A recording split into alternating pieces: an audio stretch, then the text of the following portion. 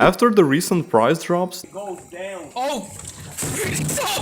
the RTX 5070 is available all day long for or a bit under MSRP, which happens to be around 550 euros here or 550 USD in the US. So I was wondering, this card was really hated by the reviewers for only having 12 gigs of VRAM and terrible value with the markups, so I'm just thinking, is it good for its current price now? Well, to answer this question, I booted up Stalker 2 and I was like, hold on, wait a minute. Something ain't right. The gameplay experience was just too smooth for epic settings, but there was also noticeable input lag. Then I was like, oh yeah, that's right. There's this little setting called frame generation, and when I turned it off, the input lag improved a lot, but with DLSS on quality, we were getting half the FPS. And when I turned DLSS off, the graphics quality actually improved, but we were not hitting 60 FPS on average. On 1080p though, we did. And just if anyone is curious, on the worst case scenario, Stalker 2 was using 9 gigs of VRAM, so far we didn't run into any issues. But it will get worse, trust me. As I slightly outplayed myself on Borderlands 4. I know this game is very fresh and all, but come on, I tried maxing out the settings, which are called badass settings, clearly a millennial executive decision here, but we got like 35 FPS. Like what? This game looks like this,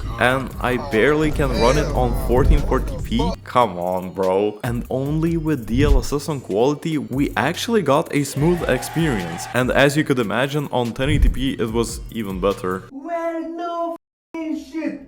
Though Doom the Dark Ages exceeded all of my expectations, cause on 1440p Ultra Nightmare, this GPU somehow managed to provide a very smooth and beautiful experience, and 1080p was also great. Now, esports are usually bottlenecked by the CPU, but on the CS2's benchmark map, even with the 9600X Ryzen, we were able to achieve over 500 FPS on 1440p medium and over 600 FPS on 1080p medium. So that's actually really impressive. Black Myth Wukong made me learn Chinese as I started running the in-game benchmark test on 1440p very high, and Stalker 2's situation repeated with unrealistically high numbers, but after turning off the unnecessary frame generation, we got these numbers with DLSS resolution at 75% and these with 1440p native rendering. So yeah, the 5070 isn't capable of 60 plus FPS natively on these settings, but at least it can do that on 1080p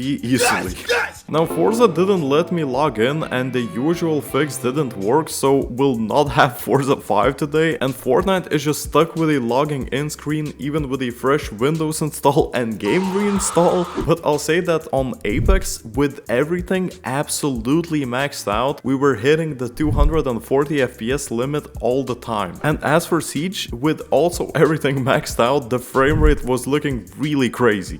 Marvel Rivals was bottlenecked by the GPU surprisingly, so for the 5070 buyers, here's what numbers you can expect on 1080p and 1440p. Warzone was also GPU limited, but for extreme settings preset and these numbers, we really can't complain. So, do I regret spending 530 euros for this exact RTX 5070? Well, considering that it has roughly the same performance as the RTX 3080 Ti and only for 100 euros more for less electricity, better ray tracing, and 3-year warranty? No, not really. I quite enjoyed using it, but as every other YouTuber would tell you, it sucks that it doesn't have at least 16 gigs of VRAM, because for now, 12 gigs as you saw is enough for both 1080p and 1440p, but what about games that will release in 2 to 3 years? That's really tough to answer, because I really don't know what's coming in the future, but it's not like the game requirements are going to drop or anything. So even though it feels like on another league of performance in comparison to the 5060 Ti 16GB, the 5070 personally doesn't give confidence for the long-term future. So my advice would be this: ideally, if you can, save another 100 euros and get the 9070 XT for even more performance and 16GB of memory. And yeah, thank you so much for watching this video. Cheap bastard out.